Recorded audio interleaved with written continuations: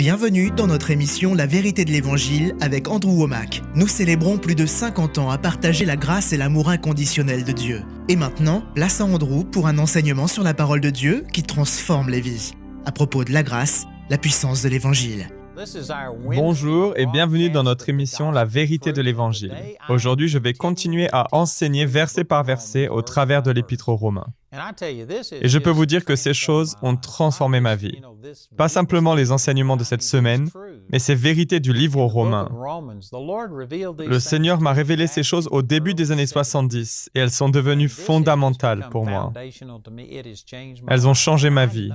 Et je sais, par la révélation de l'Esprit du Seigneur, que ce qui a transformé ma vie transformera également la vôtre. Je crois vraiment que des vies sont en train d'être changées. Je suis au milieu de ma 4e semaine d'enseignement et nous sommes dans Romains chapitre 6. J'ai déjà abordé beaucoup de sujets. Si vous venez de nous rejoindre dans cette émission, vous pouvez bien sûr être béni par le programme d'aujourd'hui, mais cela vous bénirait bien davantage si vous vous procuriez l'enseignement dans sa totalité. Et il est disponible sur notre site internet, vous pouvez aller le regarder. J'ai un livre qui résume les 9 premiers chapitres et demi du livre aux Romains.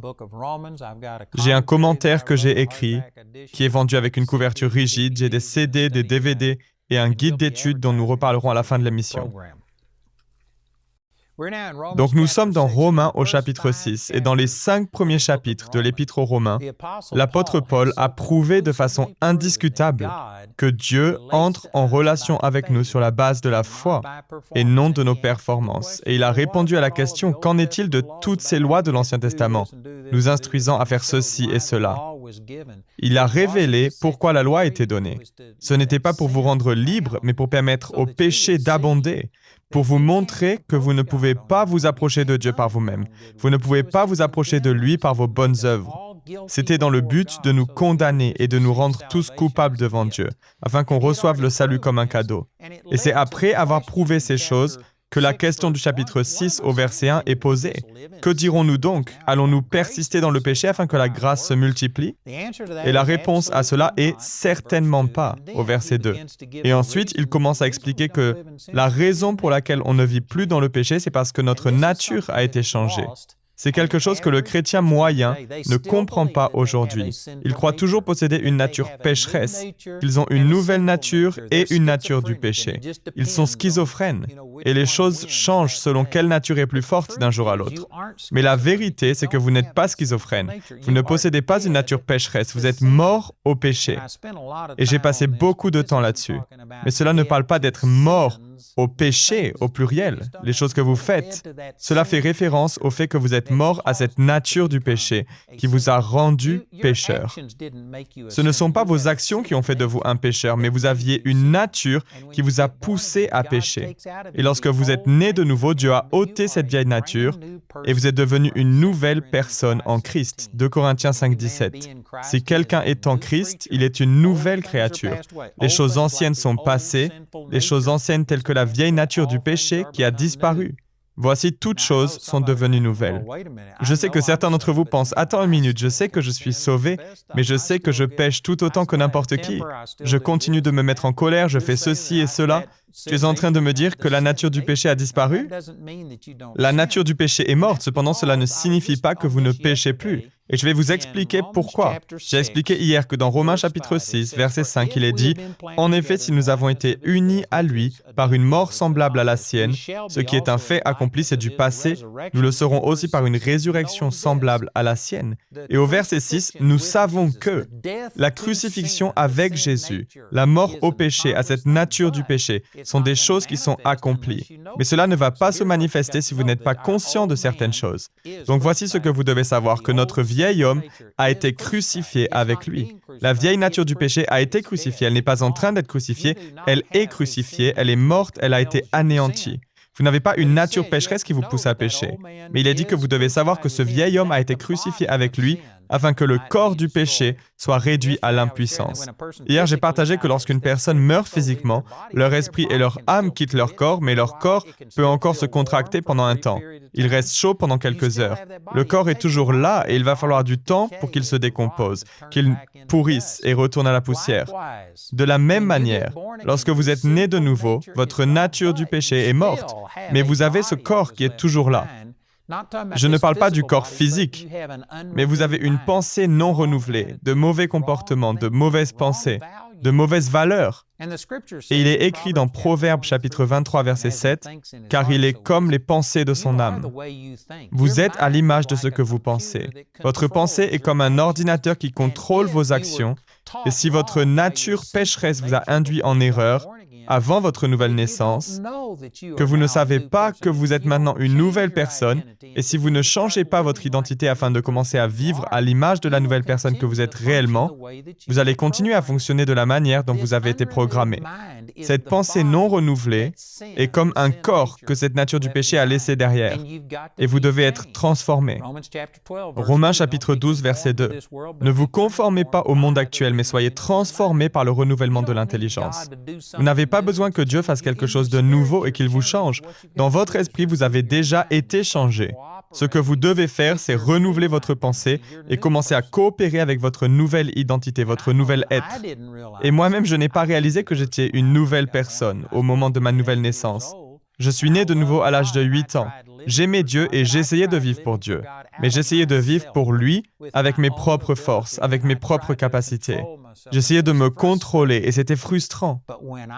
Mais lorsque j'ai découvert qu'au moment de ma nouvelle naissance, je suis devenu une nouvelle personne en Christ, ça a complètement transformé ma vie. J'ai un enseignement intitulé « Esprit, âme et corps ». Et en gros, c'est la clé qui a déverrouillé ma compréhension de la parole de Dieu. Cette révélation a tout débloqué et la chose la plus importante était ma nouvelle identité en Christ, que dans l'esprit, je suis complètement nouveau. Je suis identique à Christ parce que c'est son esprit qui m'a été donné. Romains chapitre 8, verset 9 dit « Si quelqu'un n'a pas l'esprit de Christ, il ne lui appartient pas. » Donc lorsque vous naissez de nouveau, l'esprit de Christ vient en vous. Votre esprit est identique à Jésus. Cela a complètement changé ma vie. Cependant, même si vous n'avez plus cette nature du péché, elle vous a enseigné comment penser, ressentir et agir de manière erronée. Et vous devez vous reprogrammer. Vous devez vous débarrasser de cette vieille façon de penser. Je vais vous donner un exemple de ce que je suis en train de dire. Lorsque j'étais enfant, et peut-être que tout le monde a ses problèmes, je n'en sais rien, mais à cette période de ma vie, c'était important pour moi.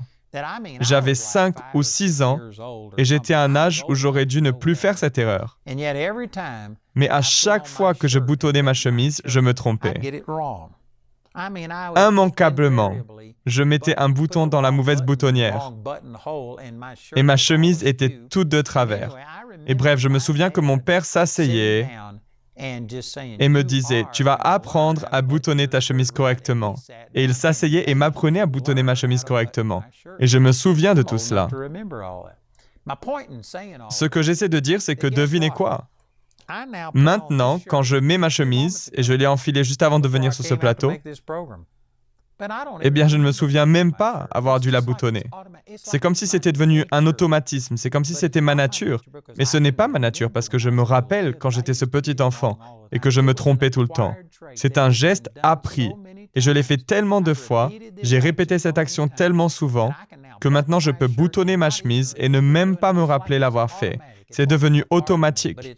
C'est comme si ça faisait partie de moi, mais ce n'est pas le cas. C'est quelque chose qui a été acquis avec le temps, ça se situe dans la partie mentale et émotionnelle de mon être, mais ce n'est pas ma nature. De la même manière, vous pouvez penser que vous ne faites que pécher.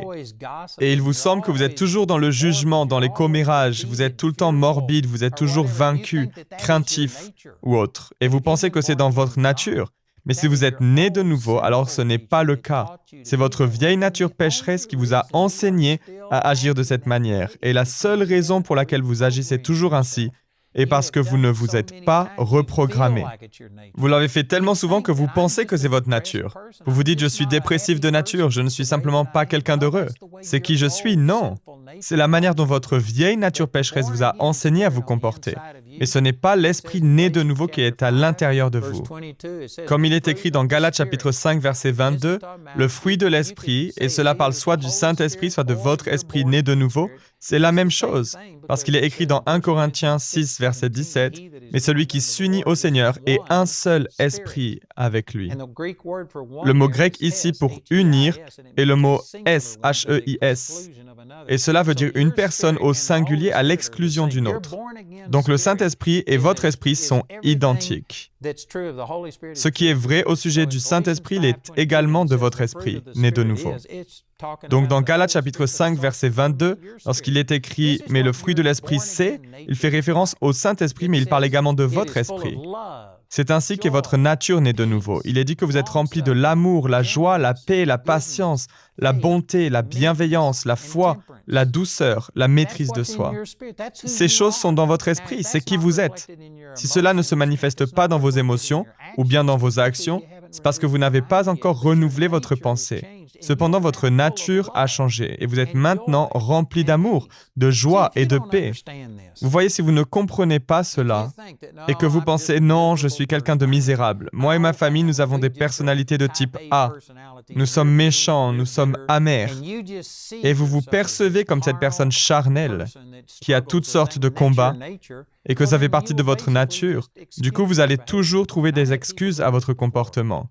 Et j'ai connu des gens qui font cela et qui disent « Tu ne comprends pas, j'ai une personnalité de type A. » Et nous sommes tous ainsi dans ma famille. Voilà qui nous sommes. Non, c'est ainsi que vous avez été éduqués. Votre nature pécheresse sous l'influence du diable, votre nature du péché vous a éduqué à agir ainsi. Maintenant que vous êtes nés de nouveau, qui êtes-vous? Vous êtes plein d'amour, de joie, de paix, de patience, de bonté, de foi, de douceur et de maîtrise de soi. C'est qui vous êtes au fond de vous-même. C'est votre nature. Et si vous ne manifestez pas cela dans vos émotions et dans vos actions, c'est tout simplement parce que vous n'avez pas renouvelé vos pensées, mais pas parce que c'est votre nature d'être ainsi. Voyez-vous, si vous ne comprenez pas cela, vous allez vous dire « Eh bien, c'est juste qui je suis ». Et vous permettrez à ces choses de vous dominer. Mais lorsque j'ai découvert que j'étais une personne complètement nouvelle à l'intérieur, cela m'a changé. J'étais quelqu'un d'introverti avant, je ne pouvais pas parler à quelqu'un en le regardant dans les yeux. Maintenant, je parle à des millions de personnes chaque jour à la télévision. Je peux prêcher à de grandes foules. Vous savez pourquoi? Parce que je me suis rendu compte que même si l'on m'avait appris à avoir peur, à craindre d'être rejeté, si je disais ou faisais quelque chose de travers, ces peurs m'avaient été enseignées, mais j'ai décidé de croire que dans ma nature née de nouveau, j'étais quelqu'un de totalement différent.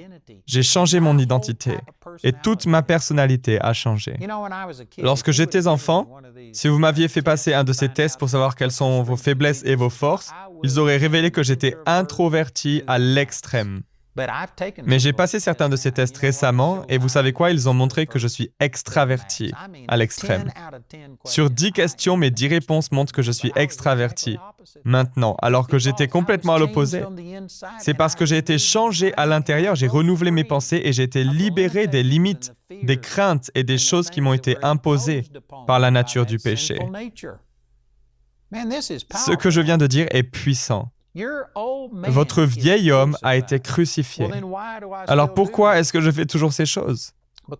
Parce que votre nature pécheresse vous a programmé à vivre ainsi. Mais vous n'avez plus cette nature du péché. Vous n'avez tout simplement pas reprogrammé votre pensée. Vous n'avez pas été transformé par le renouvellement de votre intelligence. C'est exactement ce que disent ces versets. Au verset 7, il est écrit « En effet, celui qui est mort est libéré du péché. » Mort à quoi? Si nous retournons au verset 3, vous êtes mort au péché. Verset 2 et verset 3, vous êtes mort au péché, à la nature du péché.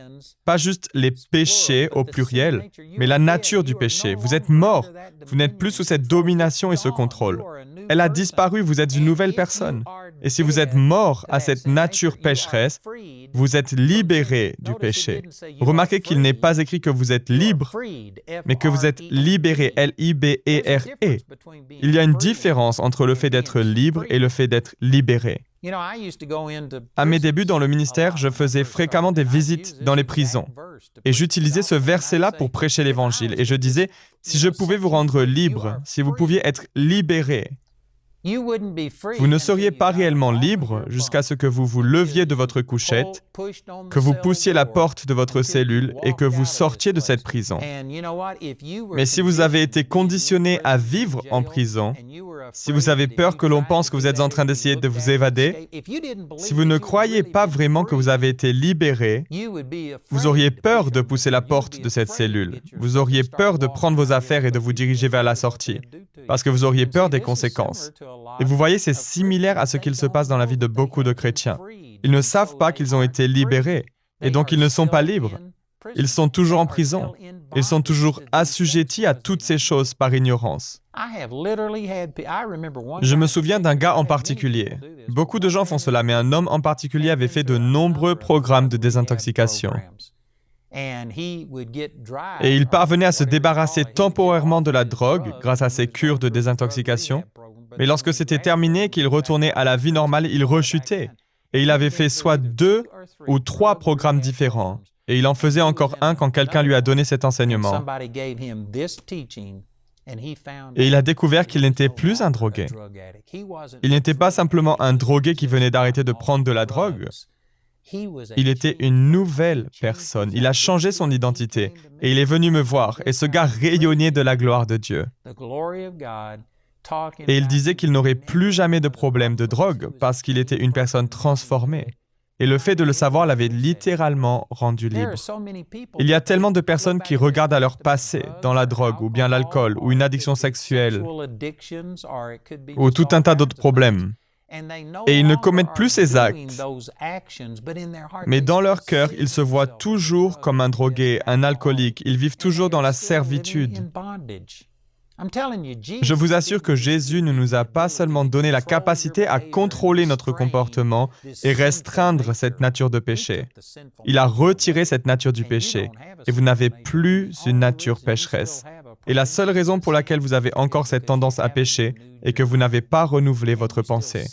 Et vous vous voyez toujours comme un vieux pécheur sauvé par grâce. Je ne suis pas un vieux pécheur sauvé par grâce. J'étais un vieux pécheur, mais j'ai été sauvé par grâce et je suis maintenant la justice de Dieu et cela a changé la façon dont je me comporte. Vous savez, il m'arrive de rendre visite aux gens à leur domicile et il y a des personnes qui ont des chiens qui vivent dans la maison. Et ces chiens deviennent tout excités. Ils font leurs besoins par terre et ce genre de choses. Ils viennent fourrer leur nez là où ils ne devraient pas le faire. Et lorsque cela arrive, ces gens s'exclament « Oh, je suis vraiment désolé !» Et ils disent au chien d'arrêter. Nous lui avons appris à ne pas faire ses besoins n'importe où. Et je suis vraiment désolé. Je n'arrive pas à croire qu'il ait fait ça. Puis ils prennent leur chien, ils le nettoient, lui mettent du parfum et un joli petit nœud, ils lui mettent du vernis aux ongles. Et ils pensent qu'ils deviennent ainsi un membre de la famille.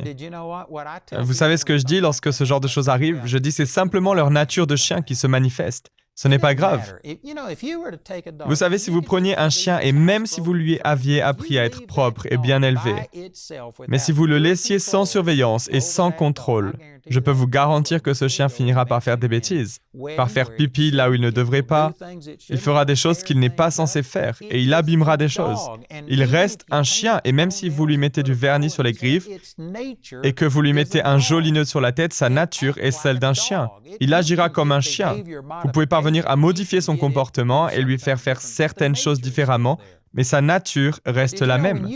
Mais saviez-vous que lorsque vous faites l'expérience de la nouvelle naissance, vous n'êtes plus un vieux chien, vous n'êtes plus un vieux pécheur. Votre nature a changé et la seule raison pour laquelle vous vivez encore comme le vieux chien que vous étiez avant d'être sauvé, c'est parce que vous ne vous identifiez pas à votre nouvelle nature. Vous n'avez pas renouvelé vos pensées et vous croyez que c'est qui vous êtes. Et que ce n'est qu'une question de temps avant que vous n'agissiez selon les pensées de votre cœur. Proverbe 23, verset 7, car il est comme les pensées de son âme. Si vous croyez que vous êtes un vieux pécheur, vous finirez par vivre comme un vieux pécheur. Mais vous êtes mort au péché et vous avez été libéré. Vous n'êtes peut-être pas libre, mais vous avez été libéré. Et maintenant, vous devez changer votre façon de penser. Au verset 8, « Or, si nous sommes morts avec Christ, nous croyons que nous vivrons aussi avec lui. » Remarquez que le fait d'être mort avec Christ est automatique. C'est un fait accompli pour ceux qui sont nés de nouveau. Mais le fait de marcher ou non dans cette réalité dépend du fait que vous sachiez certaines choses. Car au verset suivant, je vais relire le verset 8, « Or, si nous sommes morts avec Christ, nous croyons que nous vivrons aussi avec lui, car nous savons que Christ... » Vous voyez, il faut savoir certaines choses. Lors de votre nouvelle naissance, le changement dans votre esprit est automatique, il est total, il est complet. Mais le fait que cela se manifeste un jour dans votre âme ou votre corps dépend du fait de savoir certaines choses. Vous devez savoir que Christ ressuscité ne meurt plus. La mort n'a plus de pouvoir sur lui. Jésus est mort au péché une seule fois. Il a pris notre punition une seule fois.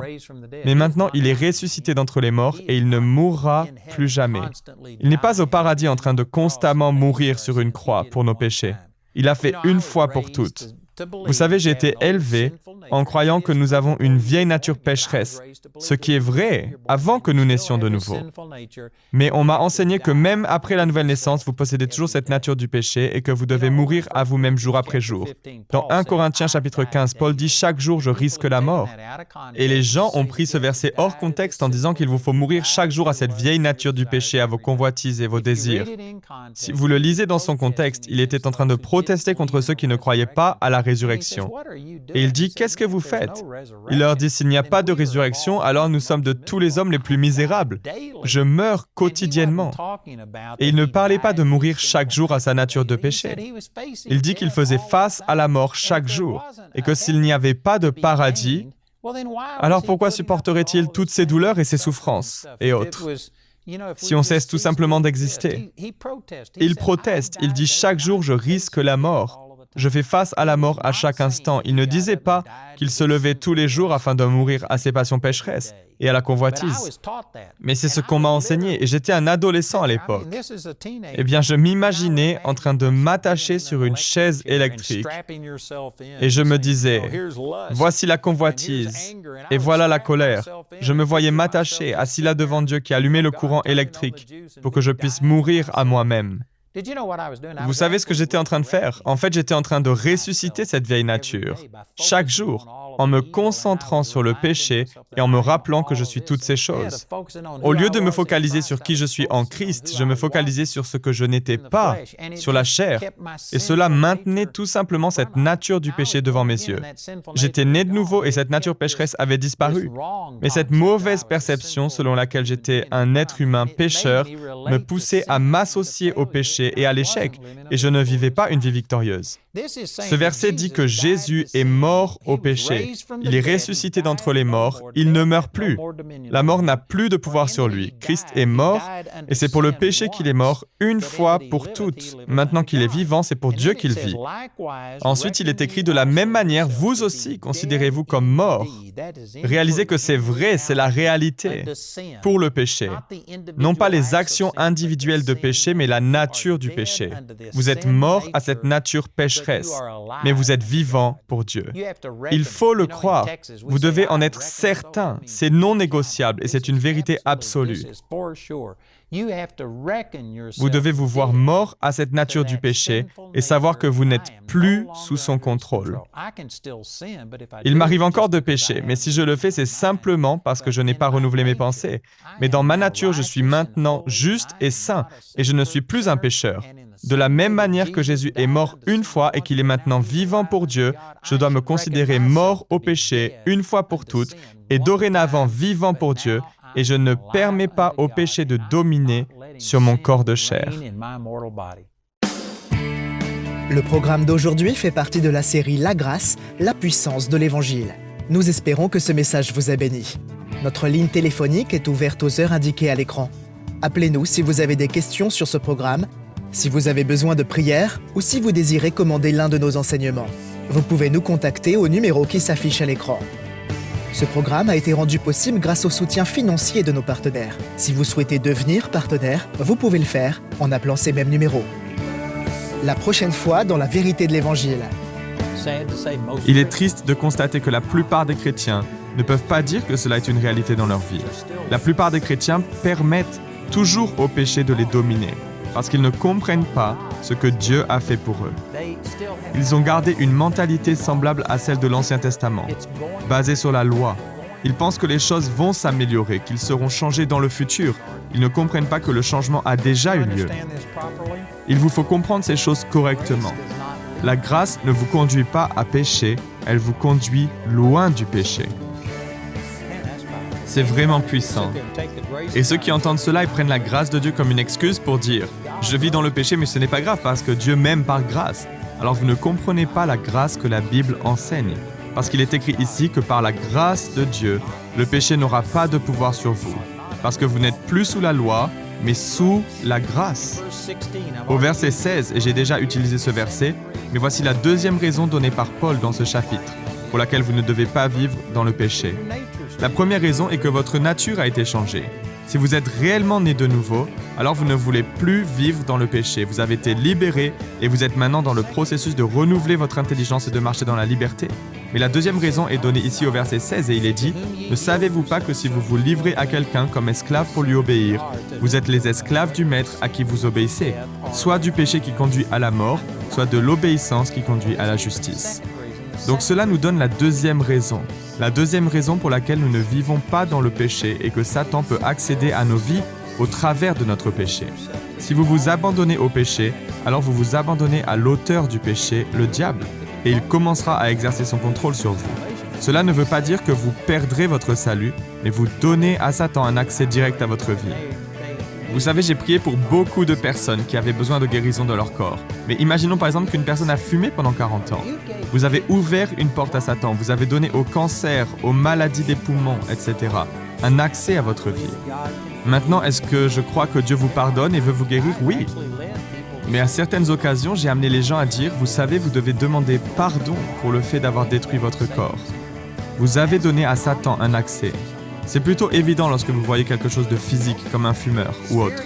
Mais émotionnellement et spirituellement, nous faisons la même chose. Au travers du non-pardon, nous permettons à la maladie et la mauvaise santé d'entrer dans notre vie. Et il y a eu des moments où j'ai dit aux gens, vous savez, il vous faut pardonner cette personne. Satan utilise ce non-pardon pour vous maintenir dans la servitude. Rejoignez-nous prochainement pour plus de la vérité de l'Évangile.